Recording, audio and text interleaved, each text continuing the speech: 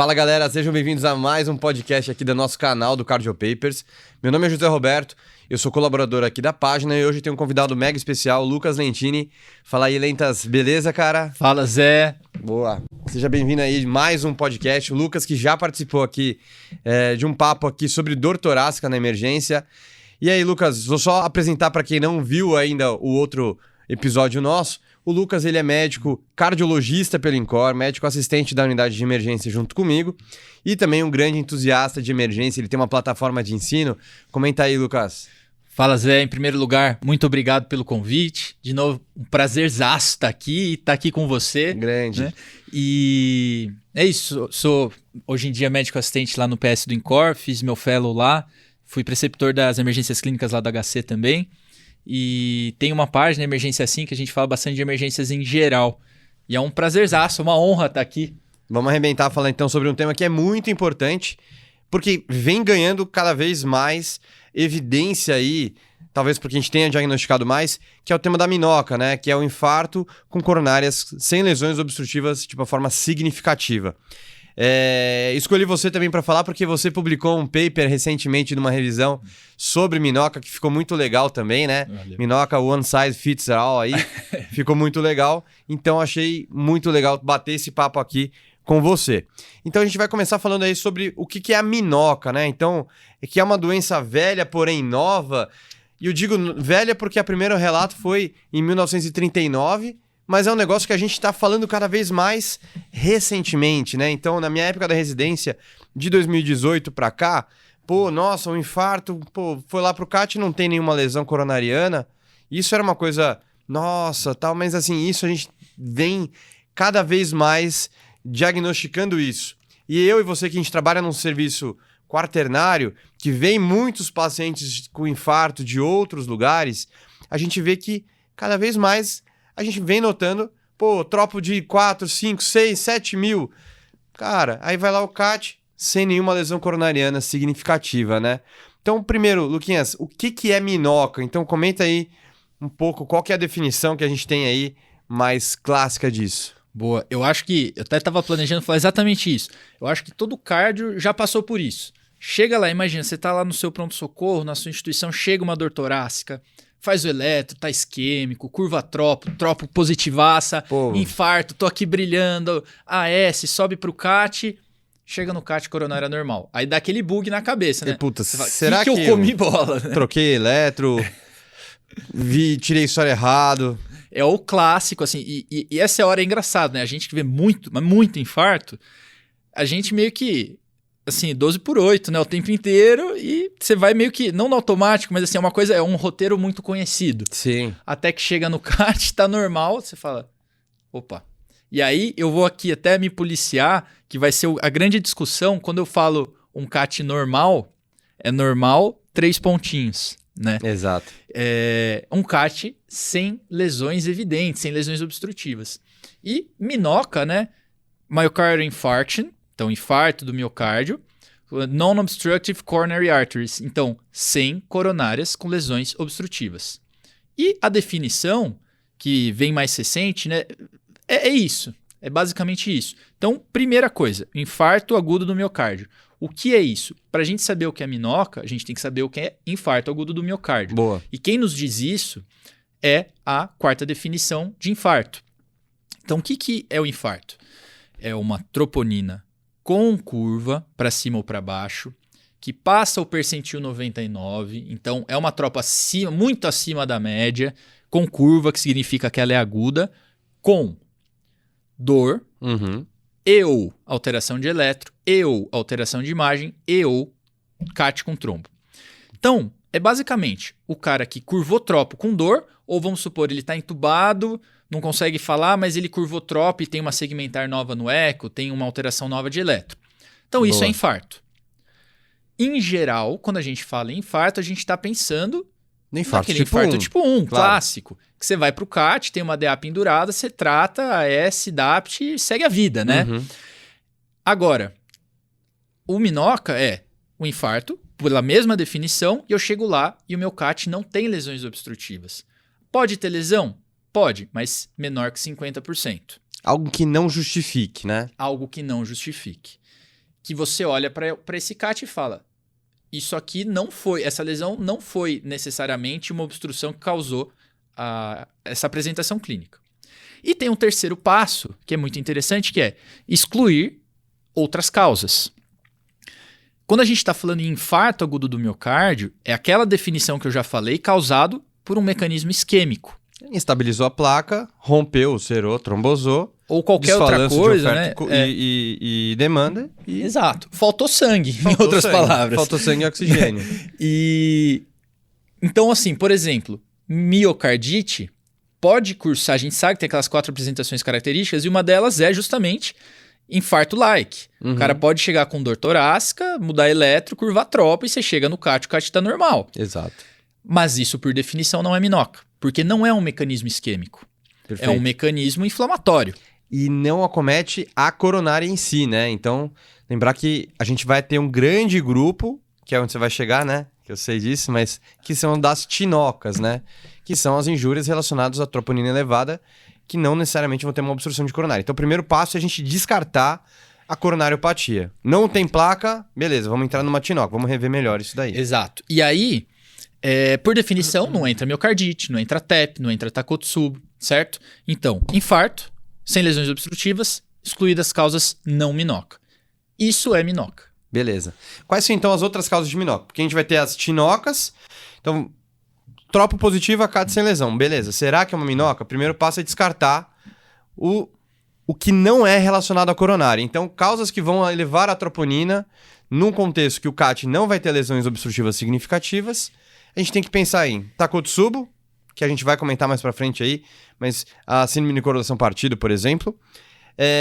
Miocardite, beleza, outra causa. Estenose aórtica, miocardiopatia hipertrófica fazendo alguma injúria. E as causas extracardíacas também devem ser descartadas. Então lembrar de TEP, AVC, sepse. Às vezes é um politrauma, né? Que às vezes liga, né? O cirurgião liga, troponina veio positiva, é um politrauma, bateu o tórax no volante e tal. Cara, fez uma contusão. Então isso não é relacionado a uma injúria da coronária. É uma injúria miocárdica? Sim, mas pode ter injúria da sepse, pode ter injúria do AVC, pode ter injúria da, sei lá, da miocardite, mas isso não é uma minoca por definição. Na minha época de residente, antes ainda dessa 4ª definição, que saiu no primeiro ano da minha residência de cardio, a gente ainda tinha consideração de que miocardite, Takotsubo, isso tudo ainda era minoca. Nessa 4ª definição, eles tiraram essas outras causas que não têm relação com isquemia, não têm relação com coronária. Justamente porque a gente acaba tendo um realce, né? Por exemplo, na ressonância, todas essas causas de minoca que a gente vai falar mais para frente, elas têm em comum que elas vão dar um realce do padrão isquêmico, que é o que você comentou na ressonância. Diferente, por exemplo, dessas outras entidades como miocardite, Takotsubo, hipertrófica, estenose aórtica, sepse, enfim, TEP, que não vão ter o mesmo padrão de realce. E sabe o que é legal comentar nisso? Que quando a gente vai ler os posicionamentos da ARRA, da ESC, eles colocam lá aquela coisa dos sinais e colocam diagnóstico operacional de minoca. Isso não ficou claro para mim até eu começar a ver muita minoca. Porque o que acontece? Por definição, minoca exclui miocardite, exclui Takotsubo. Perfeito. Beleza. Só que as manifestações dessas doenças podem ser exatamente iguais às de minoca. E quando que eu vou saber isso? Como você falou, eu vou fazer uma ressonância e vou saber depois, beleza. Só que por muito tempo no atendimento eu não vou saber o que é. Não vai. E você vai tratar como infarto. Exato. E a gente estava até conversando. A gente tá gravando isso aqui hoje. Ontem eu atendi um paciente. Exato. Hoje é sábado, tá, pessoal? Ontem, sexta-feira. Ontem eu atendi um paciente jovem que chegou com dor, com alteração de eletro, com tropa estouradaça, foi pro CAT, coronárias normais. Por motivos A, B ou C, minha impressão clínica era que seria uma miocardite. Mas o meu diagnóstico operacional no momento do CAT é minoca. Claro. Porque eu tenho uma clínica até na emergência, compatível. tenho que mandar pro CAT.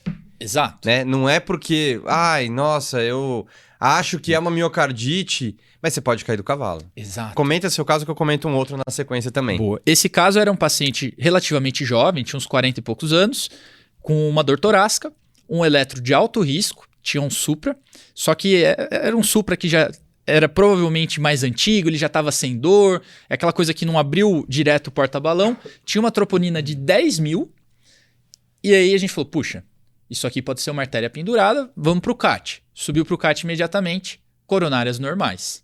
Só que aí tinha outras coisas depois, né, que a gente vai vendo com calma. Fez depois do CAT um 37,9, tinha uma segmentarzinha no eco, tinha uma história de IVAS recente, tinha algumas coisas que sugerem miocardite, né? Só que eu ainda não tenho diagnóstico de miocardite. Exato. Né? Perfeito. E até lembrar que 10% mais ou menos das apresentações de infarto podem ser apresentadas com uma minoca, mais ou menos. E outro caso que eu peguei também. Então, esse foi até mais desafiador. Então, você comentou de um caso de minoca que foi para o CAT e tem que ser manejado como tal, né? Até você saber isso. Teve 2 casos até para falar.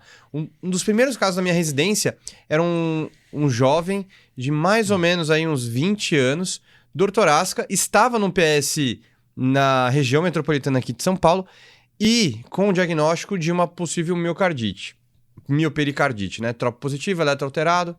Mas isso foi um diagnóstico sem CAT. Então você não descartou que tinha coronária na jogada. Ah, mas ele é novo, Zé. Ele é novo, concordo.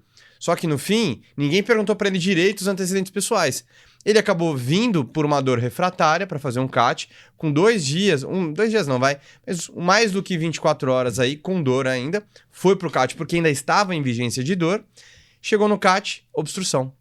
20 e poucos anos, como é que isso aconteceu? Ninguém perguntou para ele, mas ele tinha síndrome nefrótica. E não era muito demasiado, mas aí no caso ele tinha não era aterotrombótico, mas tinha trombo na coronária e justificava tudo isso.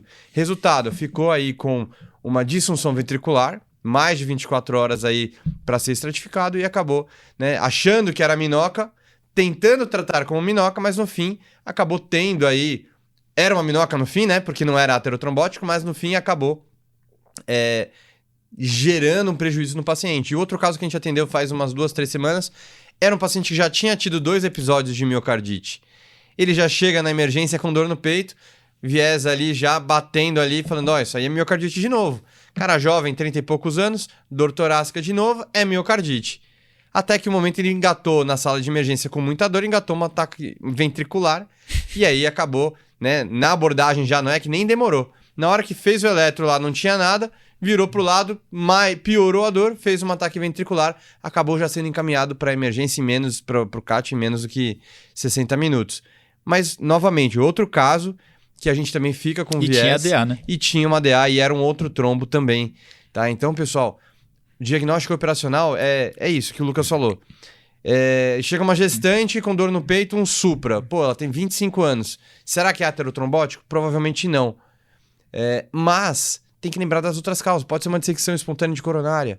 Então, o diagnóstico ele vai ser quase que retrospectivo. A gente vai revisar o diagnóstico, mas na emergência não dá para você ficar justificando isso aqui é uma pericardite, ele tem 40 anos, tem pouco fator de risco, mas estourou a tropo, tem alteração no eletro, tá com dor. É melhor você tratar como um infarto, indicar uma estratificação invasiva, talvez, tá? Do que você comer bola e ver o cara 24 horas depois já com disfunção. É diferente do que a gente pensa na dissecção de aorta, que a gente não vai fazer DAPT, né? Mas nesses casos aí, tem que ir pelo PEFO e pelo algoritmo de síndrome coronariana aguda. Até porque é muito mais comum. É muito mais comum, né? Você tá numa fazenda e ouve aí o galope, você tá achando que é um cavalo, né? Não é uma zebra, né? Porque é muito mais comum ter cavalo do que zebra. Mas e aí, Luquinhas? Continue aí, cara. Foi mal que eu acabei me empolgando também. Não, mas é porque eu acho que é muito importante, porque eu acho que justamente a importância da minoca passa muito por isso. Porque a gente precisa, de novo, entender esses casos de exceção dentro de um contexto do que é mais comum, né? Claro. Bom, então a gente explicou, né, que é uma doença que cada vez mais a gente tem diagnosticado, não porque ela tem aumentado a sua incidência, porque na verdade a gente está fazendo mais diagnósticos, os pacientes estão tendo acesso ao CAT de forma mais precoce, de forma mais ampla, ainda mais aqui no nosso sistema público de saúde, a gente consegue encaminhar mais ainda esses pacientes para o CAT e faz mais diagnóstico, mas na literatura gira em torno de 10%, então, os casos de minoca. E é uma doença que já é diagnosticada, né? Já foi relatada muito previamente já, mas a gente tem feito cada vez mais estudos em relação a esse tipo de entidade. E por que então é importante a gente conhecer a minoca, né? Então, a gente tinha um conceito antes, Lucas, que era bom, tocou o tropo, o CAT não tem lesão, bom, sorte da senhora, vai morrer de qualquer coisa menos de infarto, né? Porque a coronária não tem entupimento nem nada. Entre aspas, falando dessa forma mais leiga aí para os nossos pacientes, né? Mas, na verdade, não, né? Então, como é que é essa questão aí? Por que é importante? O prognóstico muda? Eu acho que o mais importante da gente entender, principalmente essa história ainda do diagnóstico operacional, né? Juntando, o mais importante da gente entender é que quando o paciente tem manifestação compatível com infarto e a coronária normal, a gente destravou ali uma nova porta que a gente tem que cruzar, que é de entender o porquê isso aconteceu. Existe uma miríade de causas possíveis para essa... Miríade, gostei. Isso aqui é dicionário, Aurélio. Lucas Aurélio Lentini. Existe aí uma porção de casos boa. de causas que a gente precisa chegar e precisa entender, porque elas podem e vão acontecer de novo. Boa. Então eu preciso entender o que aconteceu para fazer prevenção secundária. Seria análogo a eu diagnosticar um infarto e falar, você não morreu? Tá tudo certo agora? Boa sorte. É isso. E dar alta sem AS, sem DAP, sem clopidogrel, sem eu estatina. costumo até comentar que minoca é como se fosse um diagnóstico sindrômico. E na verdade, né? Exato. Porque, na verdade, ele é um diagnóstico final. Teve uma injúria de padrão isquêmico no coração daquele indivíduo, mas a gente tem N causas que podem levar a isso. E é difícil a gente também colocar tudo no mesmo balaio, porque às vezes o cara teve uma dissecção, teve uma trombose, teve uma placa excêntrica, uma ruptura. Então é mais difícil de tentar juntar tudo na mesma Se eu fosse conta. da ARRA agora, eu já ia te citar lá e mudar essa história de diagnóstico operacional para diagnóstico sindrômico, porque é muito mais... É muito mais É sentido. isso, faz muito mais sentido. No fim das contas é isso. Eu tenho uma síndrome que eu preciso descobrir o que causou. E é importante frisar que, tradicionalmente, se acredita que pacientes com minoca têm um prognóstico melhor que de pacientes com infarto por DAC. Uhum. Mas tem algumas séries que sugerem que não, que o prognóstico é bem comparável. E assim que a gente tem que encarar mesmo. Eu diria até que pelo fato que você comentou de você não dar o diagnóstico e pior, não dar o tratamento adequado, eventualmente pode ser até pior. Os dados são bem conflitantes em relação a isso, mas pensa aqui que se está dando alta para o paciente que às vezes teve uma placa excêntrica, dá sem AS, sem DAPT, enfim, sem estatina, você não está tratando. Então a chance de recorrer é maior e a chance de ter um evento decorrente disso é maior ainda. Exato. Então é muito importante conhecer, porque se eu não conheço, eu não diagnostico, se eu não diagnostico, eu não trato, se eu não trato, o paciente vai mal. Exato. Então essa é a grande importância de conhecer esse diagnóstico e suas causas. Mas de qualquer forma, então, resumidamente para o pessoal, dados conflitantes, né? Alguns estudos falando que é melhor, mas a tendência talvez seja igual, talvez, a DAC obstrutiva, né? Num infarto por DAC obstrutiva. E aí, então, eu comentei, você falou a palavra miríade, então vamos utilizar aí a miríade. Como é que eu vou fazer o diagnóstico diferencial da minoca? Quais são essa miríade aí? Quais são essas possíveis outras causas aí pra gente não cair na armadilha? Então, só relembrando, pessoal, a gente tem as tinocas, que são as causas de injúria. Então, quando eu estou falando de minoca, eu já descartei algumas causas. Vamos só comentar, então, como é que a gente pode descartar as causas extracardíacas, né? Fica fácil. Então, uma suspeita de TEP, avaliou eletro, hipoxemia, dor pleurítica, fez uma angiotomografia de artérias pulmonares, então já descartou essa possibilidade, um AVC, uma sepse. Beleza, causas extracardíacas estão descartadas. E que dificilmente vão fazer uma tropa de 10 mil, né? Dificilmente. Mas TEP até vai. Sim. Mas aí o paciente já está com uma clínica muito exuberante para você ter, né, visto isso daí. Vamos ver então se não é uma causa cardíaca, mas não coronariana. Então, será que é uma miocardite, como a gente comentou desses casos que a gente viu agora? E aí, que exame que a gente pode, né, pensar de mais fácil... a disposição que não é tão fácil, né? Mas o que a gente pode pedir para avaliar uma miocardite? Com certeza, o exame que vai ajudar nessa diferenciação vai ser a ressonância. É que ela acaba que entra até um pouco mais tardiamente, né? Nesse fluxo. Até para ajudar a saber se é minoca. Exato.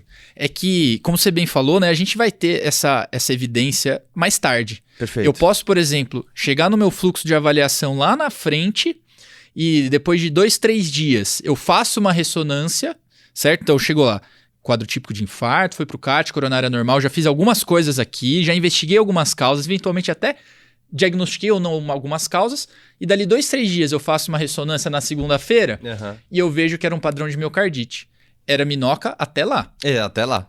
Exato. Chegou na segunda, putz, não. E aqui tem um Lake-Louise, o critério de Lake-Louise positivo, tem o edema, tem hiperemia, tem um realce tardio aqui mesocárdico, né, não isquêmico, pum, miocardite. Boa. Ou chego lá, não tem realce, mas eu tenho um padrão aqui sugestivo de Takotsubo.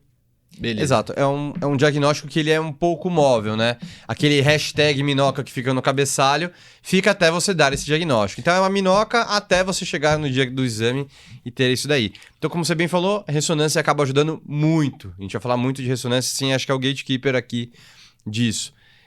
Síndrome de Takotsubo, né? Então, que é mais prevalente em mulheres, meia-idade, pós-estresses físicos ou emocionais. A ventriculografia ajuda bastante também, né?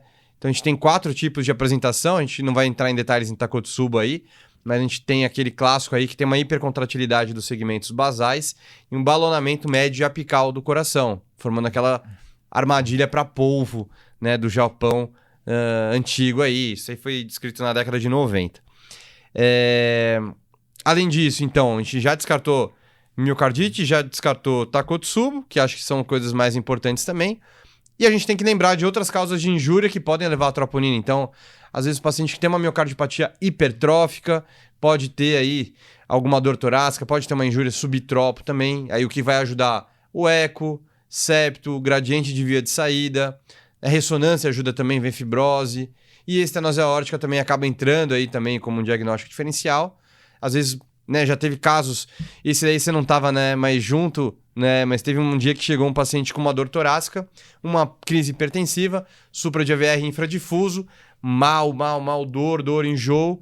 Chegou por conta da gravidade eletrocardiográfica e clínica, já foi para o CAT como uma síndrome sem supra, CAT em menos do que 2 horas. No fim, coronária normal, um bloco de cálcio ali na válvula aórtica.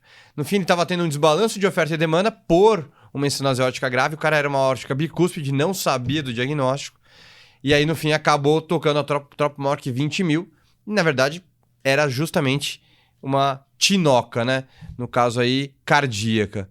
Então a gente tem essas principais causas e agora a gente vai entrar nas principais causas de minoca. Eu vou deixar essas aí com você, Luquinhas. Show. Seu artigo tá muito bom, depois quem quiser, só jogar Herling et al. Aí a gente vai ver. Você falou, né, o que eu gostei.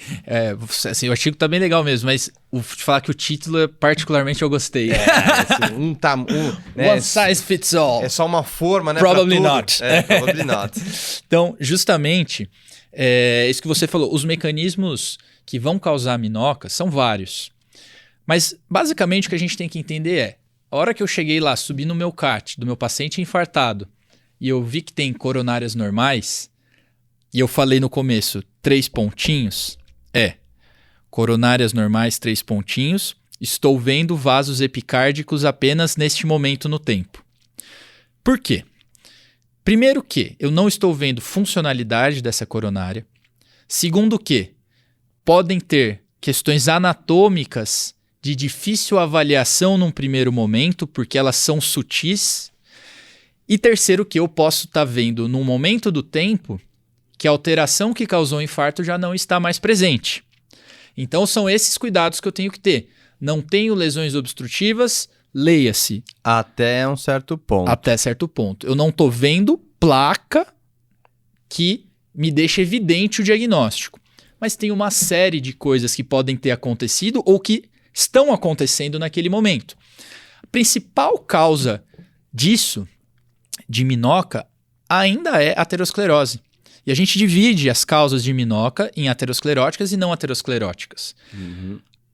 Cerca de 40%, se não me falha a memória, das causas de minoca são ateroscleróticas. Saiu até um paper recente no Jack aí, acho que mês passado disso. Sim, que eles avaliaram com ACT, né? E inclusive eles diferenciam, eles avaliam o prognóstico, né, das causas ateroscleróticas para não ateroscleróticas, né? Sim. E as causas ateroscleróticas, você pode me falar, puxa, tá, é aterosclerótica, mas por que eu não estou vendo nada? Então veja, imagina que você tem uma placa de 30%. O que é síndrome coronariana aguda, fisiopatologicamente? Quando você tem uma instabilização da placa, seja uma rotura, seja uma erosão, seja um nódulo calcífico, você forma um trombo em cima dessa instabilidade e esse trombo faz uma oclusão, uma obstrução aguda, total ou não. Beleza. O que pode acontecer é que essa placa não obstrutiva instabilizou e gerou um trombo ali em cima que fez a manifestação clínica de infarto, mas por fibrinólise endógena, por qualquer motivo, esse trombo... Remédios milagrosos, né? Remédios milagrosos. Heparina. Esse remédio não está mais lá no momento... Esse trombo não está mais lá no momento do CAT. Então você só fica com uma placa não obstrutiva, certo? Então imagina, plaquinha estabilizou, fez o trombo, causou tudo, o trombo já não está mais lá. Quando você chega, você não tem a evidência do crime. Exato. Ou mesmo essa instabilização fez debris, fez trombos que embolizaram distalmente e fizeram a clínica compatível e você não está vendo. Então, essas são as principais causas. A gente já vai chegar um pouquinho... Acho que eu já vou falar agora. E como que eu consigo, então, saber se foi isso que aconteceu, né? Eu consigo saber se foi isso que aconteceu porque eu tenho placas não obstrutivas no meu CAT. Se eu tiver uma imagem intravascular, principalmente OCT, eu posso ver que tem sinal de instabilização naquela placa. Então, eu olho aquela plaquinha não obstrutiva e tem uma descontinuidade. Solução de continuidade, tem sinal de erosão, tem um trombinho ali. Um nódulo. Nódulo. Então, acabou. Está feito o diagnóstico. E por que isso é importante? Porque isso é DAC. Então eu tenho que tratar como DAC. Exato. Esse é o primeiro exemplo que a gente dá aí do porquê é importante você conhecer e diagnosticar. Porque você trata. Isso aí a gente... Putz, eu tenho certeza que eu comi muita bola disso. Você também. Você aí de casa com certeza também já comeu bola de liberar um paciente com uma minoca sem nada, né? Então... Boa notícia de hoje. Você já comeu bola. Exato. Disso, né? Porque de comer bola, a gente com certeza já comeu bola de muita coisa durante a nossa formação. Mas o fato é que a gente tá liberando o paciente para casa, né? E isso é antes do conceito que a gente tinha disso, né? Então, era uma ignorância da literatura, da ciência da época. Então, a gente liberou muitos pacientes com minoca sem o tratamento adequado, sem os ADAPT, por exemplo, né? Se o paciente ainda tivesse uma outra lesão de 50%, talvez ainda tivesse ganho um AS e uma estatina de alguém, mas... Provavelmente a maioria dos pacientes com minoca acabaram sendo liberados previamente sem o tratamento. E aí você pode falar assim, putz, eu não tenho imagem intravascular no meu serviço. Vai ter um gap. Paciência. Vai. É importante ter. Né? Assim, é importante ter não, assim, ajuda muito ter. É importante para essa abordagem apropriada. Mas não tenho. Aí, se você tem um CAT totalmente sem lesões, liso. E o importante é rever o CAT com calma. Exato. Pode tirar o doente de sala, não tem estresse, não vai fazer nada aquela hora, né? Exato. Essas lesões aí que são menores do que 30%, 50% aí, não são justificadas, assim, não há uma justificativa de você colocar um stent ali, a gente não tem essa evidência, tá? Então dá para tirar o doente de sala, pensar com calma, rever com calma, e você ia comentar os achados que podem levantar a suspeita, não, isso né? de rever o CAT, até a gente vai voltar, é essencial, a gente volta disso depois da parte de investigação, mas isso é o passo zero, né? É o passo zero. Porque se você tem um CAT totalmente sem lesão, sem irregularidade, sem nada, é improvável. É impossível? Não. Você pode ter placa excêntrica, você pode ter placas não aparentes ali. O CAT é uma coisa quase arcaica, né? Os hemodinamicistas que me perdoem, mas é uma luminografia com, né, olhômetro. 2D ali, 2D né? com olhômetro. Então, assim, você pode estar deixando de ver coisas se você tem um CAT não armado, uma angiografia pura, né? Então, se você não tem nada, torna mais improvável. De novo, raciocínio probabilístico. Agora, você tem lesões, probabilisticamente, se você não tiver mais nada, é provável que tenha sido alguma coisa aterosclerótica. Beleza. Então, de causa aterosclerótica é isso. De causas não ateroscleróticas, a gente tem questões trombóticas ali mesmo, né? Eu posso ter coisas... A síndrome nefrótica que eu peguei. Exato. Eu até não queria começar por isso, mas eu acho que vou começar por isso porque eu já falei. Você pode ter trombose primária, como o caso da síndrome nefrótica. Você pode ter embolia para coronária, né? Então, por exemplo, o paciente não tem DAC, mas ele tem lá uma válvula mecânica que está fora da faixa de NR, fez um trombo, foi lá para a coronária e embolizou. Perfeito. É óbvio que isso não é tão comum, até porque você tem que ir meio que no contrafluxo para voltar ali para a coronária. Mas acontece, a gente pega de vez em quando.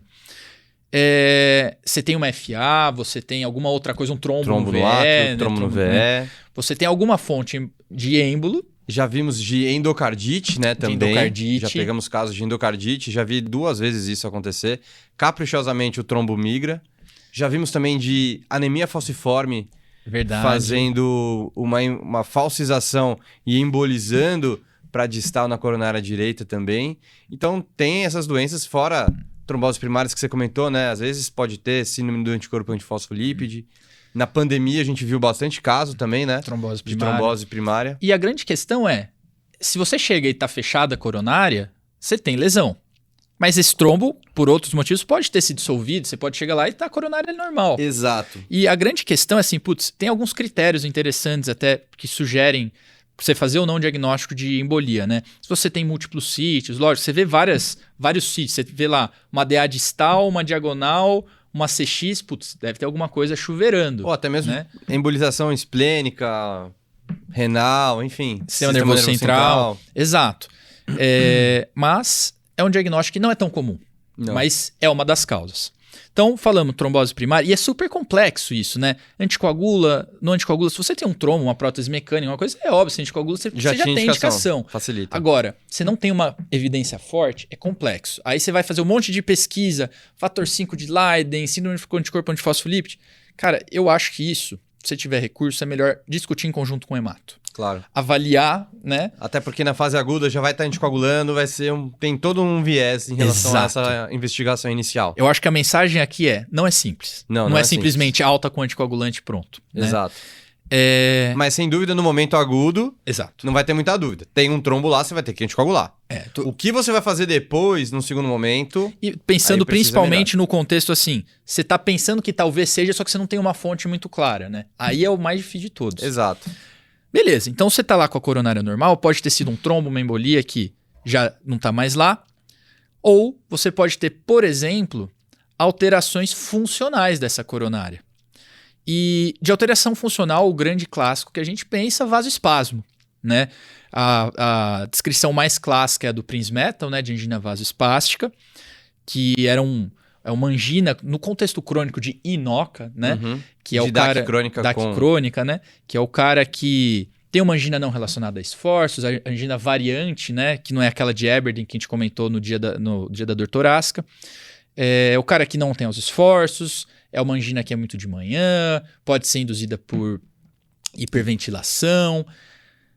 Só que veja, o cara pode ter uma primo manifestação, ou mesmo uma manifestação tardia de um cara que fechou ali a coronária por vasoespasmo e fez um supra, ou mesmo não fez um supra, mas fez uma super curva de tropo. Perfeito. Você chega na hora do CAT, esse CAT tá sem lesões. E sem vasoespasmo. E só lembrar de uma causa também comum é intoxicação por cocaína, que pode gerar vasoespasmo, inclusive vasoespasmo em cima de placa, e você tinha um fenômeno, né, vasoespástico funcional da coronária, que eventualmente por instabilizar e por fazer o vasoespasmo em cima de uma placa, pode romper a placa e você fazer esse fenômeno virar um infarto tipo 1 ainda. Tá? Então, não é porque você viu, quantas vezes eu já discuti caso disso, Lucas? Mas, ligam lá para discutir o caso, olha, tô com uma intoxicação por cocaína, tá com um supra, eu não quero trombolizar porque eu acho que é vasoespasmo. E, cara, até que se prove o contrário, você não tem o diagnóstico do CAT aí, você tá num lugar sem recurso, então trate como o mais comum.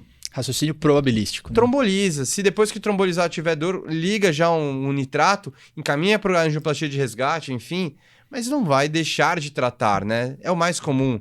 E ele pode instabilizar uma placa e gerar um infarto tipo 1. E tem, como a gente falou, fator de risco para aterosclerose precoce, né? Exato. Ela dá DAC acelerada, assim como antirretroviral, que a gente tinha comentado, doença inflamatória sistêmica também, o uso de cocaína, ainda mais recorrentemente. Não só cocaína, hein, pessoal? Maconha também. A gente tem alguns casos. A gente pegou até, eu e você ainda aqui, um caso, né? Que era um infarto tipo 1 por uso de maconha. Tá? Então tem dissecção de coronária relacionada a isso, tem infarto tipo 1 também, e não vamos deixar de tratar como infarto só porque o paciente é jovem e fez uso de alguma droga aí. Então, chegou o cara lá, coronária normal 3 pontinhos, já discutimos o ponto da frase da ponderação que é naquele momento do tempo. Uhum. Que eu quero dizer, naquele momento do tempo eu não estou vendo lesão, mas num momento precedente, um momento anterior no tempo, Tinha um trombo por uma aterosclerose, tinha um trombo por uma trombose, tinha um trombo por uma embolia e agora não tem mais. Agora a gente está discutindo coronárias normais 3 pontinhos anatomicamente, porque a gente está falando também que funcionalmente essa coronária pode não ser normal, porque ela pode ter espasmado. E ela pode espasmar porque espasma naquele doente, ou até induzido por drogas, né? Eventualmente, não só drogas ilícitas, mas também quimioterápicos, por exemplo, que poderiam espasmar, né? Por exemplo. E ainda mais outro detalhe ainda também, porque isso pode... Teve um caso há um mês atrás que eu discuti com o residente, sexta-feira, final do dia, mas que também é a mesma coisa.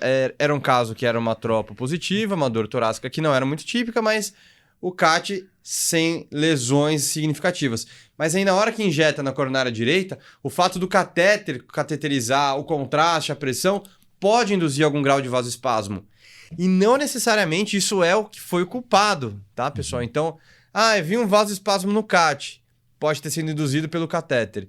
Então também tem que ter essa crítica esse também. Discernimento. É super difícil, porque é muito raciocínio probabilístico, de novo. Você tem que ir juntando as pecinhas, né?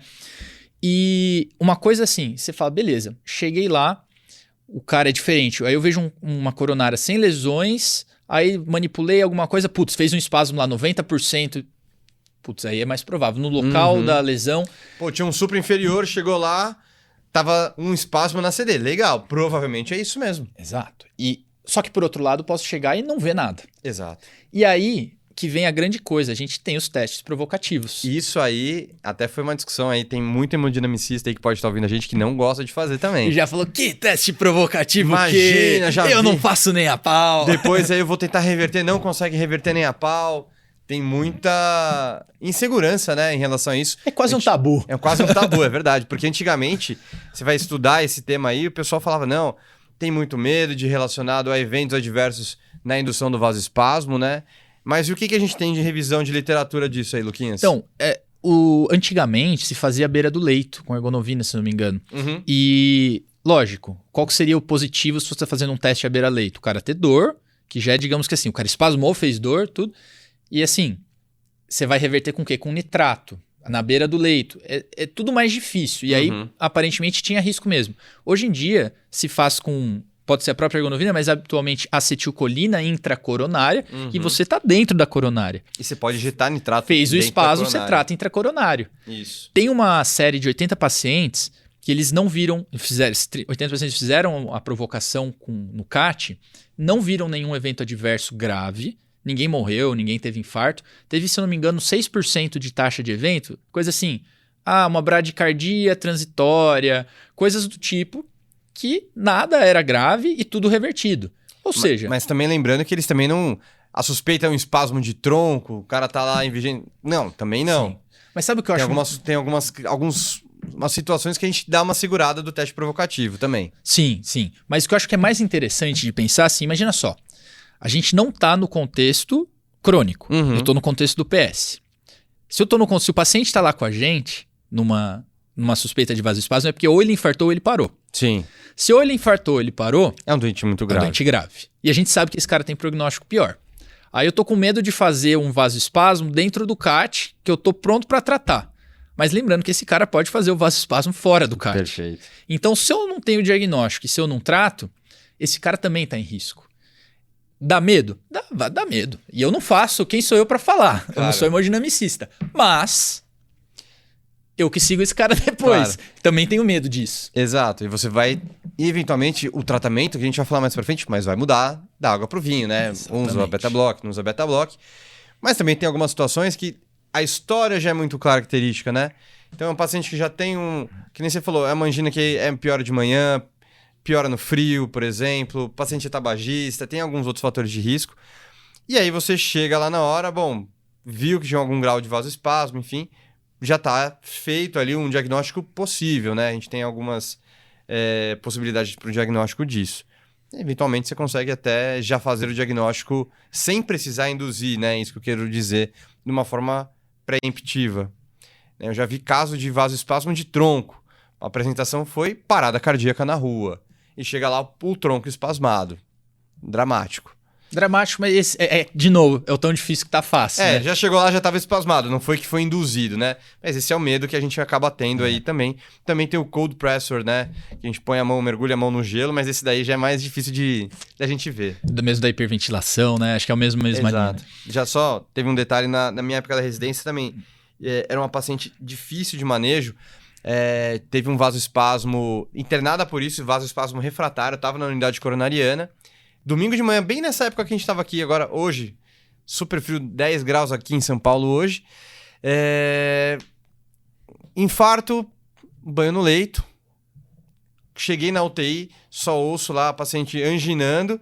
Eu olho pro monitor, paciente em BAVT com supra inferior. Vou lá ver, banho no leito. Então, também essas coisas aí também acabam, né? Só para ilustrar um caso grave, que aí a paciente abriu o quadro como síncope. Aí vai ver a síncope por quê? Tava frio, sincopava, fazia um espasmo da coronária direita, BAVtava e sincopava. Que casão, Então, na hein? verdade, a síncope não era uma causa elétrica necessariamente primária, mas era um fenômeno de BAVT por um espasmo de coronária direita. Um quadro super refratário que acabou ficando lá com a gente. Caramba. Então, lembrar disso também aí. Então, o frio é um gatilho, a gente tá numa época de frio aí, só pra gente relembrar isso também. Boa. E aí a gente chega num outro diagnóstico diferencial, que esse é potencialmente muito capcioso, que é a dissecção espontânea de coronária. Que vale um podcast só disso. E já tô chamando uma pessoa aqui muito legal para falar sobre só sobre isso daí também, mas é um assunto capciosíssimo. Capciosíssimo. E aqui a gente tá falando, né, da SCAD, né, da sigla em inglês, que é basicamente o quê? Tem um hematoma mural ou mesmo uma dissecção com flap. A fisiopatologia é um pouco discutível, mas o que importa é tem uma dissecção da coronária e isso vai fazer um hematoma com obstrução. Por quê? Aí a grande pergunta é, por que chegaria no CAT e eu não veria essa obstrução? Porque aqui a gente está falando de minoca, não da SCAD propriamente dito. Uhum. E tem duas possibilidades. A primeira é mais óbvia, digamos assim. Porque a SCAD ela é dividida em 4 tipos. 1, 2, 3, 4. Tipo 1 é o clássico, daqueles múltiplos lumens, flap, né? Você vê a obstrução clássica. O falso lumen ali. O falso lumen clássico. O tipo 2, que ela pode ser dividida em 2A ou 2B, mas ela é basicamente, ela tem uma dissecção e a redução luminal é discreta, é suave, é sutil e gradual. Tipo 2A é quando ela entremeia 2 segmentos de coronária normal. O tipo 2B é quando ela vai até o final do vaso, não importa, mas é essa obstrução sutil. O tipo 3 é o mais capcioso, porque ele é quase que indiferenciável de uma DAC. Ele é uma lesão focal, né? Uma lesão focal. E o tipo 4, que aí é importante pra gente, que é quando ele faz uma oclusão distal do vaso. Então ele vai devagarzinho, stop distal. Então veja. Pode até lembrar uma embolização, talvez, né? Exato. E a gente teve um caso recente disso, uma paciente CLIP 4 lá, que tinha um stop distal, que não sabe, putz, é SCAD, não é? É embolização. Enfim. E o tipo 1 não vai provavelmente gerar dúvida. O tipo 3 provavelmente também não. Mas se o paciente chega com uma... Não gere dúvidas de dissecção, talvez gere dúvida de ser DAC, né? Exato. Não vai gerar dúvida que é uma minoca. Que tem alguma coisa ali, não né? é liso. O tipo 2, que é tão discreto assim, você pode não ver numa primeira passada de olho no CAT. E o tipo 4 também, que é um stop distal. Então essa é a primeira explicação a qual você não veria no CAT inicialmente, porque você não conseguiu ver inicialmente. Por isso depois a gente vai falar mais um dos motivos da importância de rever o CAT. E o segundo motivo, esse é um pouco mais difícil até de bater o martelo, mas a gente sabe que uma boa proporção, quase todas as dissecções espontâneas, elas reabsorvem, cicatrizam depois de semanas a meses. Será que, e tem alguma evidência que talvez até é mais precoce que isso, será que no momento que você fez o CAT, se não foi um supra, se você demorou para fazer o CAT um pouco, não tinha reabsorvido, já cicatrizado? Possível. Então, é uma das causas, e aí a grande questão é rever o CAT, porque às vezes você já percebe que tem, e, de novo, imagem intravascular. Perfeito. Né? OCT, AIVOS vão te ajudar a ver que tem dissecção ali.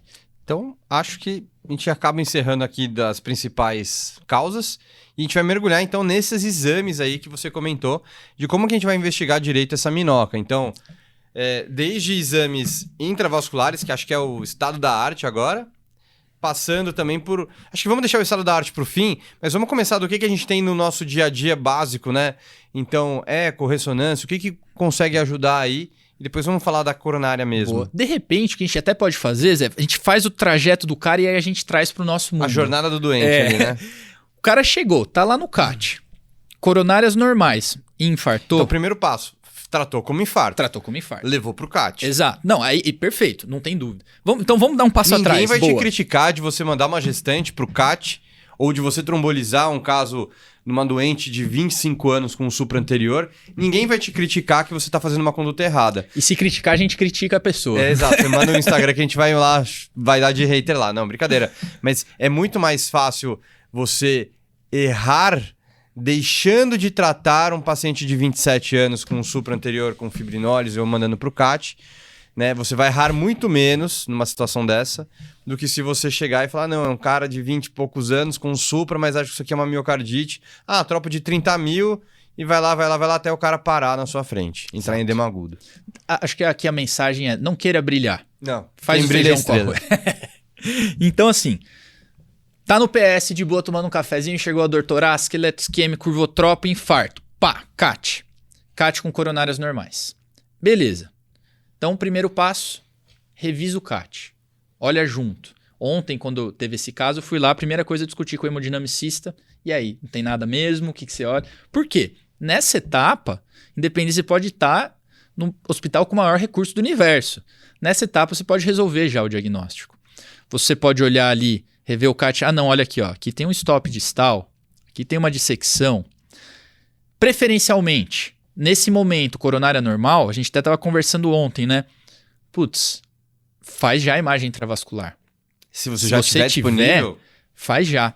Se você tiver, é óbvio que dificilmente a gente tem. Mas Exato. Se tem, faz. Ainda mais no SUS, né? Num contexto Exato. desse. E imagem intravascular, Lucas, eu estou comentando de quais estratégias, quais modalidades aí de avaliação que eu vou falar? OCT, tomografia de coerência óptica, tá. E AIVUS, que é ultrassom intravascular. Existe preferência entre os dois? Qual que é melhor? Para a minoca, a tendência é a OCT. A OCT ela tem mais resolução, perde um pouquinho em profundidade, mas tem mais resolução. A diferença é que, em geral, precisa injetar contraste, não necessariamente, mas um pouco de pressão. Tem as suas diferenças, que eu acho que até foge um pouco do escopo, mas aqui, OCT, idealmente. Ele consegue ver melhor a característica da placa, né? Então tem até estudo com OCT falando de macrófago em placa, ele consegue ver core inflamatório, então é bem melhor mesmo. Eu costumo só comentar que o OCT em relação ao AIVO seria você comparar um probe linear para passar um acesso vascular do que você querer fazer um acesso vascular com um probe curvilíneo, que é aquele probe para fazer um ultrassom de abdômen. No abdômen você ganha em profundidade e perde em qualidade, em definição. Mas no vascular você perde em profundidade e ganha em qualidade. Então o OCT é mais ou menos por aí, né, Lucas? Com certeza. A gente até fez uma revisão recente de DAC também, só que essa eu não lembro o nome agora. Mas que a gente discute justamente isso. Esse exemplo eu achei muito bom. Muito, muito, muito bom. Exatamente, você ganha em profundidade. Pode me citar, então, nos seus papers futuros aí. Até parece. Então, assim, OCT, porque aí você já resolve muita coisa também. O que eu quero responder com OCT nesse caso? Tenho placa? E se eu tenho placa, tem sinal de instabilidade? Aqui eu ganho 40% das respostas. Porque a maior parte dos pacientes... A principal causa é aterosclerótica, que a gente já falou. Se eu chego, não tem nada, mas eu vejo uma plaquinha de 30, 40 que eu tinha lá no CAT, e ela tá com sinal de ruptura, isso é DAC. Isso é... A doença mais comum que gera infarto. Exato. E aí o que eu vou fazer? Eu vou tratar como DAC. E eu vou prevenir novos eventos. Beleza. Outra resposta que a imagem intravascular pode me dar. Putz, isso daqui, esse segmento tem sinal de dissecção. Então, a imagem intravascular já vai resolver muita coisa. Mas muitas vezes a gente não tem disponível. Mas é o melhor dos caminhos, né? Beleza. Tirou o paciente de sala, tá lá, estável, beleza. O que pode nos ajudar? Né? Tem um hashtag Minoca ali. E agora? Hashtag Minoca. Review CAT. Não tem uma imagem intravascular naquele momento. Aí, a gente vai de novo ter que trabalhar com probabilidade. Não tendo imagem intravascular, isso é nosso dia a dia no SUS. O que a gente faz? A gente faz ressonância. Porque a ressonância ela vai me dar muitas respostas. A primeira, se realmente é uma minoca ou uma tinoca. Exato. E o que é muito bacana é o seguinte, a gente falou, e isso é uma coisa que para mim ficou claro depois de um tempo, que não era claro antes, mas minoca é isquemia. Parece óbvio, mas não é. Por quê? Se é isquemia, eu vou ter um realce de padrão isquêmico na ressonância. O que a ressonância pode mostrar para mim? Ela pode mostrar esse realce isquêmico, então? Ela pode mostrar inflamação e ela, assim, pode mostrar muita coisa, mas basicamente inflamação e fibrose. São as duas principais coisas que eu vou querer ver. Inflamação, em geral, a gente vai ver edema, né? Uhum. E fibrose é o famoso realce tardio. Realce tardio na ressonância igual a fibrose, até que se prove o contrário. Fibrose pode ter basicamente dois padrões, isquêmico ou não isquêmico. Imagina só, como que é a coronária? É um vaso epicárdico, ou seja, ela fica fora do músculo e ela vai entrando em direção ao endocárdio. Então, se eu tenho uma obstrução em qualquer ponto dessa coronária, a lesão vai começar de dentro para fora. A parte mais distal começa a sofrer antes, né? Falta Exato. sangue lá. É por questão mecânica, basicamente, né? Então, se eu tenho uma lesão isquêmica, o meu padrão de lesão vai ser do endocárdio para o epicárdio. Então, eu posso ter lesão subendocárdica e vai progredindo até eu ter uma lesão transmural. Uhum. Eu não posso ter uma lesão só epicárdica. Eu não posso ter uma lesão E só falar que é epicárdica. infarto, né? Exato. No contexto de isquemia. A isquemia vai gerar um padrão isquêmico. E uma coisa que eu sempre falo para os residentes: outras doenças também podem dar padrão isquêmico. Mas isquemia só pode dar padrão isquêmico. Uhum. Nem tudo que é padrão isquêmico é isquemia, mas Sempre. tudo que é isquêmico é padrão isquêmico. Beleza. Então, na ressonância eu vou ver realce subendocárdico ou, né, dependendo, transmural, respeitando um trajeto anatômico. Um território, Um território coronariano. Não vai ser um negócio salteado, né? Não é uma doença de Crohn do coração. Nossa, aí eu gostei, hein? Porra! Tô inspirado hoje. Então, é muito importante isso. A ressonância dá pra gente isso. Porque se eu chego na ressonância e eu vejo um realce tardio, uma fibrose mesocárdica, epicárdica, não foi uma injúria isquêmica. Então, isto não é minoca. Pode ser uma miocardite. Exato. Pode ser E aí outra a gente coisa. entra nas nuances da ressonância, que nem é o foco, mas ela vai também dar essa informação. Tem os critérios de Lake-Louise lá que eu já comentei, de hiperemia, de edema em T2, de realce tardio, de fibrose não isquêmica. Putz, aqui ó, miocardite. Tira o hashtag minoca, vira uma hashtag miocardite, porque a gente já viu que o terceiro critério de minoca é excluir diferenciais. Perfeito.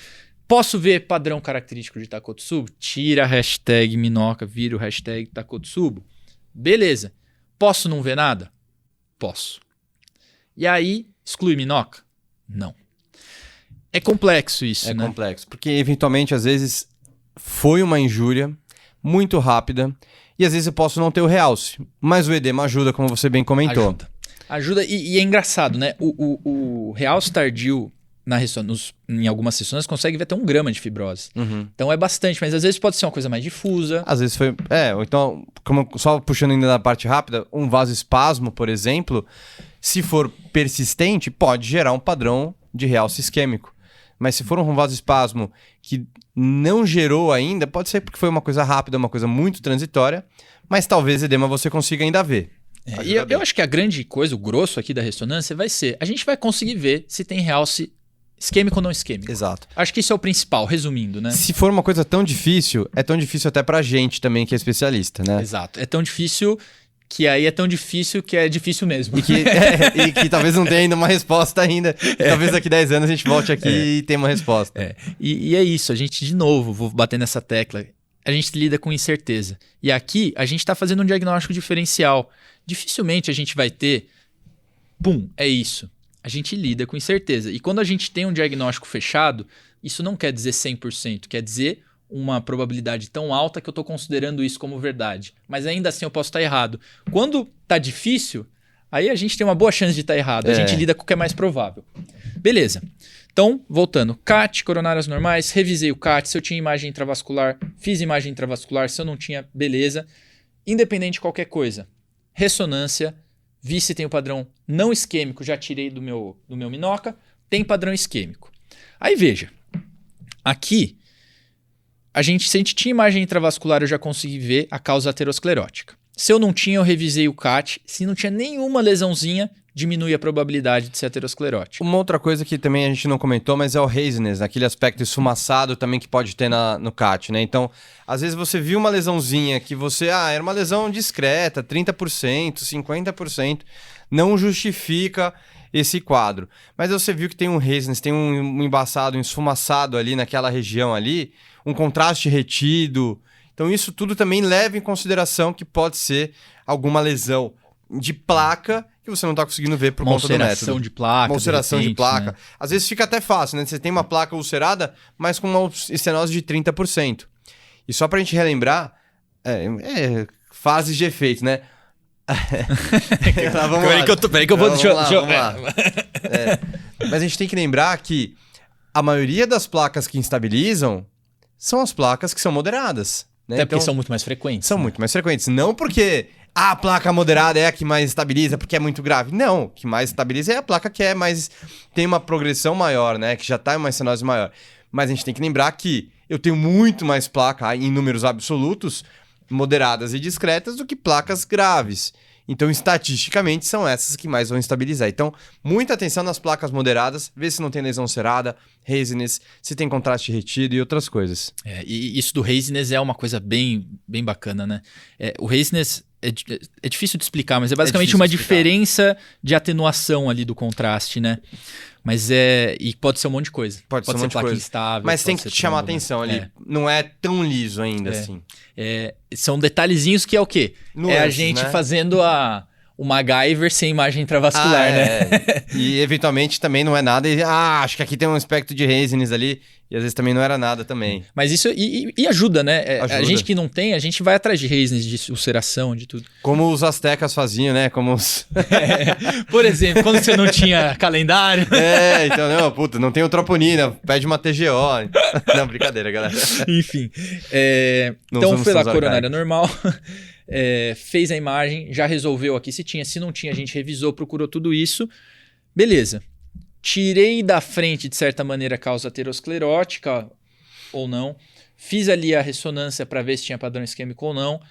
A gente ainda pode ter dissecção de coronária, dissecção espontânea de coronária, vasoespasmo, trombose / embolia. Né? Acho que foi o que ficou faltando. A dissecção de coronária, a gente vai ver muitas vezes ao revisar o CAT. Angiotoma é algo extremamente muito controverso e que a resposta simples eu acho que é não. Né? Não, assim, exato. Acho que a angiotoma a gente tem que lembrar que ela não tem uma definição espacial tão boa pra gente padronizar isso. Diversos estudos com dissecção viram isso. Mas eventualmente você até pode solicitar. Segmentos proximais, Mas assim, até angiotoma num contexto que quando você não tem essas outras opções, pode te auxiliar em outras coisas. Então, pediu uma angiotomo, ele viu uma placa excêntrica. Pode te auxiliar nisso. Eventualmente, a angiotomo ela consegue ver dissecção de coronária. Então, pode te ajudar. Não é o exame de escolha. Né? Então, outras coisas que a angiotomo também pode te auxiliar. É uma dor torácica ali, foi ver, é uma coronária anômala, enfim. O cara veio por um infarto e te ajuda na definição espacial ali. Mas é um exame que não é o principal que você tem que lembrar na hora que a gente está falando de Minoca. Não vai ser rotina. Não vai ser rotina. Da questão do vasoespasmo, aí entra no que a gente já conversou, do teste provocativo. E aqui eu acho que tem que rolar um heart team, né? E dar uma discutida ali com o pessoal da EMO, mas a tendência é que faça. Né? Às vezes você já pode ter um quadro tão escrachado que talvez não precise. Às vezes, né? Eu quero dizer assim, injetou lá, colocou o CAT. Era um supra anterior, você viu lá que tá espasmado, injetou nitroglicerina, resolveu? Acabou, você não vai precisar refazer esse vasoespasmo aí para o paciente, tá? Mas eu acho que é algo, até algo que eu acho que eu gostaria de usar mais, assim, no dia a dia, sabe? Mas, veja, pelo que eu converso, inclusive eu participei de uma roda de Minoca na SOCESP, com hemodinamicistas e tudo, não só no nosso serviço, mas não é existe essa questão da literatura, mas assim, pelo menos aqui no Brasil não é uma coisa tão difundida, não é uma coisa que o pessoal faz tanto na rotina, pelo menos tão facilmente aí. Inclusive era um hemodinamicista do Dante também, que é um outro grande serviço daqui de São Paulo que tem um grande volume de casos. E isso sempre vai ter essas ponderações, né? Claro. Mas é uma arma. E da questão de trombose e embolia, procurar fatores. Procurar prótese mecânica, você procura no prontuário. Ou na amnésia. Mas lembrar, né? Se o paciente tem isso, talvez seja dali. Procurar se foram múltiplos sítios. E aí a questão de história mesmo, de procurar, de probabilidade. E a questão da trombose, aí eu acho que vale conversar em conjunto com o hematologista. Para a gente não sair procurando e tratando coisas que talvez nem sejam relevantes ou nem sejam fidedignas. Exato. Né? E aí eu acho que a gente acaba fechando esse círculo bem assim, né? Boa. E aí, então, investigando esse inicial, agora, beleza, eu vou tratar. Então, vamos passar primeiro, então, a divisão agora de como que eu vou tratar a minoca de passo a passo. Então, vamos começar primeiro das causas ateroscleróticas, né? Pra gente discutir, então, primeiro lesão ulcerada, enfim... e depois a gente comenta das causas não ateroscleróticas, que aí a gente vai ter que dar uma individualizada um pouco maior em cada uma. Então comenta aí, o tratamento não é o mesmo, né? A gente já comentou que tem uma miríade aí de causas, né? Então vamos começar das causas ateroscleróticas quando eu tenho esse diagnóstico, né? Eu acho talvez assim, se a gente conseguir detectar a aterosclerose para poder fazer prevenção secundária, é o melhor dos mundos, né? Eu acho que é isso, o tratamento é aquele. É DAPT 1 ano, é estatina, é DAC, né? Exato. Só não vão angioplastar no caso, né? Exato. Tô aqui, desculpa aí quebrar aqui. Exatamente, exato. Então, o primeiro passo, então, eu consegui ver que tem uma lesão, uma placa ulcerada, tem uma estenose aí de 30% com uma lesão de bordo ulcerada ali. Beleza, já tá feito o diagnóstico possível. Vamos deixar com o DAPT aí. A gente não tem um estudo comparando isso, né? Mas é um consenso, é um bom senso que a gente vai acabar sugerindo. Então, DAPT com estatina. Isso é que vai evitar nova recorrência, deixar o endotélio se reepitelizar, se estabilizar no médio e longo prazo.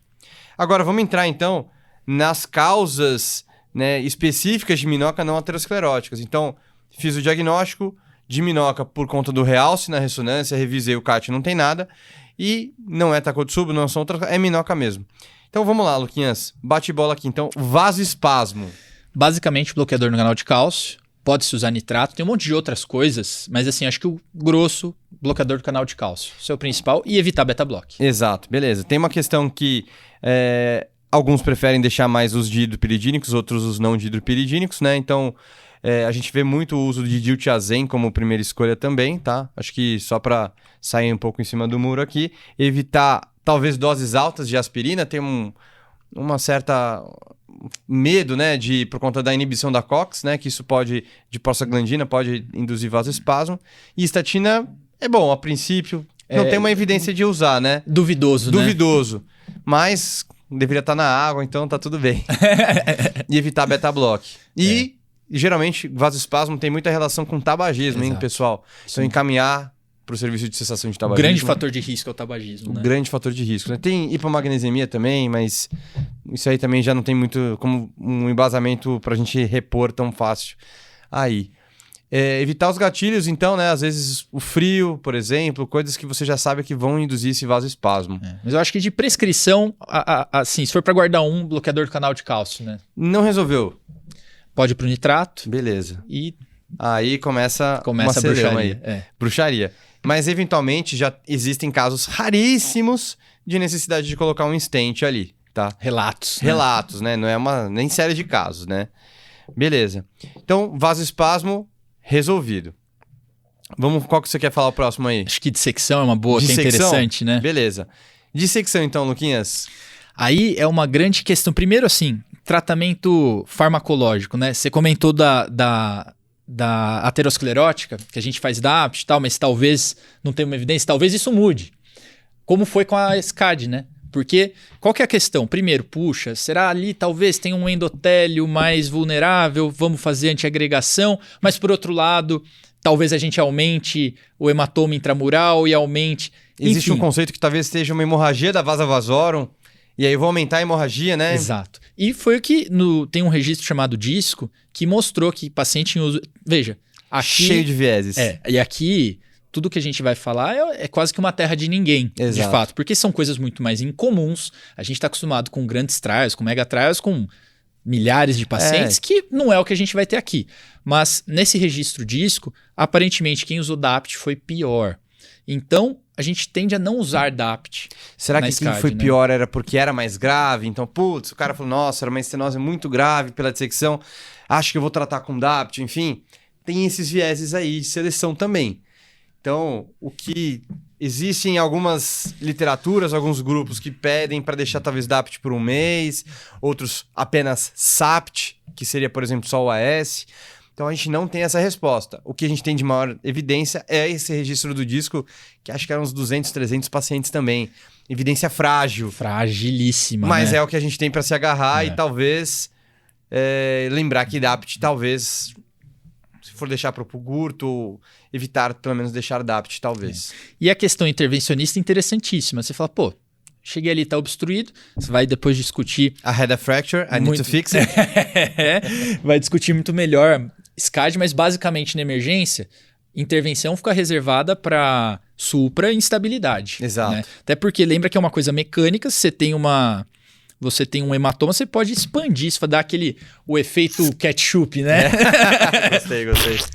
Exato. Então você vai lá, coloca dentro diversas complicações, né? Você pode perfurar, você pode instalar um stent dentro do falso lume, passar o fio guia lá, é uma tragédia. Você pode expandir, mal expandir o stent por conta do hematoma. Isso gera trombose depois do stent. Você pode progredir mais ainda a dissecção. Então, revisar isso para deixar esses casos mais para casos... Putz, é uma dissecção de tronco, o cara tá instável, dor. A gente teve um caso lá que a gente atendeu no INCOR, que era uma dissecção que abriu com um supra de parede anterior extenso. O paciente estava lá, do nada, dor torácica parou, supra anterior extenso, volta, dissecção biarterial, né? DA e CX ao mesmo tempo. Doente instável, parada, não tem jeito. Acaba tratando. Que resultado? Metalizou ambos, né? Então, e não é nenhuma crítica. O doente estava grave, precisava. Tinha que fazer. Tinha que fazer. Foi muito contraste, acabaram sendo 6 ou 7 stents ao todo. Mas assim, salvou, o doente está bem hoje e sem disfunção ventricular. O cara com, você vê, né, com uma lesão grave de tronco, DA, CX, instável, pós-parada, é quase que o paradigma do paraquedas, né? Exato. Você não vai testar isso, né? Exato, é até antiético você tentar fazer isso, né? E o que mais que a gente pode falar da dissecção, então? Mais que a exceção é o tratamento percutâneo e muito menos um doente que vai para uma revascularização cirúrgica. Aí seria a exceção discutir em heartinho, se o cara tem muita lesão proximal, aí é outra... São outros 500, E né? até é importante porque, como você bem comentou, o leito recupera na maioria das vezes, mais de 95% das vezes, no segmento de até 6 meses, assim, ele já vai recuperar. Então, se eu coloco um bypass, né, faço uma mamária para DA, porque a DA tinha alguma lesão grave, ela vai reperfundir ao longo do tempo. Vai ter competição de fluxo, não vai desenvolver a mamária. Então, eu tô queimando o enxerto. Então, também, fora que é uma anastomose, um tecido muito friável, a coronária vai estar ruim de fazer a anastomose, não é a melhor situação também.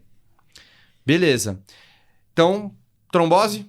Trombose, aí é aquilo que eu falei, traz o hemato junto, mas provavelmente vai combinar em anticoagulação, assim como a embolia. Ainda mais que é uma né? fase aguda ainda. Exato. Também, né? Eventualmente, em alguns casos de trombose, mais discutir com o hemodinamicista, fazer uma trombólise intracoronariana, tá? Existe isso, dá para ser feito. Eventualmente discutir tripla terapia, isso é muito com o hemodinamicista. E mais quando vai chegar e ver o teu trombo na hora, que você flagra, você viu o trombo né? na hora. Não, que você viu o trombo na hora, não que... Tô vendo o trombo ali. Às vezes o hemodinamicista pode tentar tromboaspirar, se ele achar que vale a pena.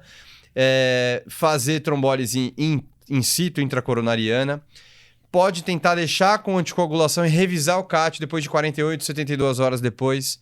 Fazer tripla terapia com anticoagulação, DAPT, ou até mesmo colocar o inibidor de P2Y12. Isso, vejam, mandracarias, tá? Coisas que são descritas. Não existe um protocolo a ser feito, tem que ser individualizado junto com o colega da hemodinâmica, né? Falar da embolia, né? Então, o primeiro passo é investigar a causa. Se é uma FA, anticoagular. Se é uma trombose de válvula, tratar a trombose de válvula como deve ser feito. Então, operar, trombolizar, enfim. É um trombo de VE. Putz, não vai dar para fazer muita coisa. Então, Anticoagulação também plena nesse caso. É uma endocardite, então tratar essa endocardite, dar antibiótico. É uma anemia falciforme, então é fazer a... Me fugiu a palavra agora. Transfusão. A exsanguíneo transfusão, exato. E eu falo plasmaférese, não sei porquê, mas fazer a exsanguíneo transfusão nessa situação. Então, é tratar a causa de base na maioria das vezes que a gente tem que procurar. Uma coisa até que eu lembrei agora, Zé, que eu acho que tá meio do caminho ali entre dentro do tema e fora, só para fechar o círculo, que é a doença microvascular, né? Muito bem. Que assim, é raro, não vai ser o diagnóstico na hora da minoca. É uma causa mais de inoca do que de minoca. Tem alguns relatos que talvez, quem sabe, faz parte ali, pode subir tropa, mas assim, é basicamente ou aumento de resistência por aterosclerose, embolização distal, ou um vasoespasmo, que aí que eu acho que é interessante, por isso que eu acho que é mais interessante, se tá lá fazendo o teste provocativo, não teve espasmo de vaso epicárdico, reproduziu dor, reproduziu a clínica, deve ter sido espasmo microvascular. Lembrar que mais de 90% da circulação coronariana, ela é microvascular, né? Então, a gente só trata uma parte, né? E, inclusive, até teve um estudo recente, uma revisão recente do Jack disso, que mostra que na DAC, o que a gente mais vê é inoca. Então, acho que algo em torno de 60% a 70% das DACs é de não obstrutiva. E a gente tem toda a evidência, todos os trials, toda a robustez que a gente tem é para 30% a 40% dos casos. Tem o Cormica Trial, que fez aquele estudo funcional da coronária, que viu que muda, o paciente melhora da dor, né? Quando então, você avalia, tem o dado na mão. Cara, cada vez mais a gente vê que a gente não sabe muito, a gente está aprendendo cada vez mais essas entidades aí e todos esses métodos de imagem adicionais, então... Até puxando um pouco para dar aqui o PET, por exemplo, esses métodos de imagem intravascular, eles estão cada vez mais entendendo a fisiopatologia e cada vez mais nos ajudando a diagnosticar para poder fazer um tratamento mais direcionado para aquela causa, né? Só sei que nada sei. Só sei que nada sei, né? Sócrates, sei lá, quem falou isso, Platão, alguém aí da Grécia Antiga, mas sendo parafraseado por Lentini e colegas aqui em 2023. Lucas, acho que é isso, cara. Foi muito legal esse papo aí de minoca. Depois, se quiser só deixar, então, o nome do paper, ele é de acesso gratuito, público, para a gente conseguir acessar, né? Se quiser deixar aí a sugestão de literatura aí, fazer o jabá. Boa, acho que é legal. O nosso, né, que a gente fez lá a revisão do departamento é Minoca, One Size Fits All, 2022. E tem o posicionamento... One Size Fits All? Interrogação, probably not. É isso aí. E tem o... Que o Lucas é o principal autor. Tem o posicionamento da ARRA, o posicionamento da ESC, tem muita coisa boa, né? Legal. Quem quiser também tem o Virgo Trial também, né? Que avaliou isso daí. Acompanhou as mulheres de 18 a 55 anos, né? Que deu muito dado prognóstico, né? Quase que um Framingham aí das minocas aí. E quem quiser também, o registro que a gente falou é o Disco Registry, que é de SCAD, que é de dissecção espontânea de coronária também. É uma literatura interessante para você rever aí essa... Tem um registro grande também, que não me lembro agora, foi publicado no Circulation, não lembro o nome agora, mas é um registro de minoca. De minoca. Mas me fugiu o nome agora também, depois eu mando, a gente põe na descrição. E além disso, a gente também tem, você comentou, né, o statement de minoca, acho que é isso que acaba sendo o que a gente tem mais de evidência também. De vasoespasmo aí... Covades aí. Também tem o consenso japonês, consenso europeu também, né? Principalmente no Japão tem muito, né? Exato, eles também estudam bastante isso daí. Também tem um grau de evidência lá. Mas tudo tá lá no artigo do Lucas também, todos. O artigo dele tá muito legal porque ele mostra todos os critérios. Então, de embolia, de trombose, de vasoespasmo. Ficou muito bem completinho aí o artigo. Uma honra. Isso aí, já tá na literatura indicado aí pros residentes quando entram no estágio do PS. Bom, eu fico por aqui então, Lucas. Cara, valeu de novo aí. Vamos fazer um bate-papo aí sobre vieses aí cognitivos aí também no atendimento, raciocínio clínico. Acho um assunto bem legal. Pessoal, se vocês gostaram também, não deixem de curtir, comentar. Se tiverem dúvidas, comentem também. Eu fico por aqui. Agradeço também a presença de todos vocês aí nos assistindo aí ao longo do 10º episódio já. E, Lucas, fica aí as palavras finais para você, cara. Obrigado aí por ter aceitado o nosso convite. Então, obrigado pelo convite. Muito obrigado. É uma honra estar aqui. Como eu já falei, vou falar incansavelmente. É realmente uma coisa que me deixou muito, muito, muito feliz e honrado. E acho que minoca, lembrar que é uma síndrome, como o Zé falou. A gente precisa ir atrás do diagnóstico específico para fazer prevenção secundária. Essa é a grande mensagem. Tentar descobrir o que foi para que não aconteça de novo, ou pelo menos diminuir a chance. Então, fica aí. Se vocês quiserem, tem a página do emergência.sim, lá a gente fala bastante de emergências gerais. Tem o meu Instagram também, lucaslentini.cardio. E, de novo, muito obrigado. Sempre um prazer. Voltaremos mais vezes aí, Luquinhas. Valeu, pessoal. Obrigado.